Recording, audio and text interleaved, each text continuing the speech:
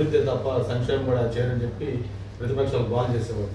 ఈరోజు ప్రతిపక్షాలు మాట్లాడడానికి అవకాశం లేకుండా సంక్షేమంలో గతంలో ఎవరూ చేయని విధంగా గతంలో చేసిన అన్ని కార్యక్రమాలు కొనసాగిస్తూ కొత్తగా ఇంకా పెద్ద ఎత్తున కూడా సంక్షేమ కార్యక్రమాలు చేయటం మనం చూస్తూ ఉన్నాం.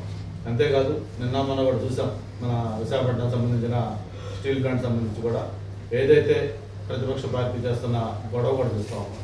అంటే వాళ్ళకి ఏదైనా సరే రాజకీయం కావాలి, ఏదో ఒక విధంగా ముందు ప్రజల్ని డైవర్ట్ చేయాలి. సమ్మిట్ బ్రహ్మాండంగా సక్సెస్ అయింది. దానికి ముందు 2-3 రోజుల ముందు రకరకాల ప్రయత్నాలు చేశారు డైవర్షన్ పాలిటిక్స్ చేయడానికి. అది వాళ్ళు సఫలీకృతం కాలం. వాళ్ళు ఎన్ని చేసినా కూడా సమ్మిట్ బ్రహ్మాండంగా సక్సెస్ అయింది. దేశ విదేశాల నుంచి పెద్ద ఎత్తున ప్రజలు వచ్చారు. అంటే ఎంత గ్రాండ్ సక్సెస్ అయిందంటే, నేను ఇక్కడ లోకల్ ఒక ప్రజాప్రతినిధులు నాకు ఒక 1 వీక్ నుంచి వచ్చిన ఫోన్స్, సార్ మాకు ఆ సబ్జెక్ట్లోకి ఎంట్రీ కావాలి, మాకు క్లోజ్ అయిపోయింది అంటారు, మాకు ఎలాగైనా మేము వెళ్ళాలి సార్, లేకపోతే మాకు ఒక ఇన్వెస్ట్మెంట్ చేయాలనుకుంటున్నాం, ఒక ఎంఓ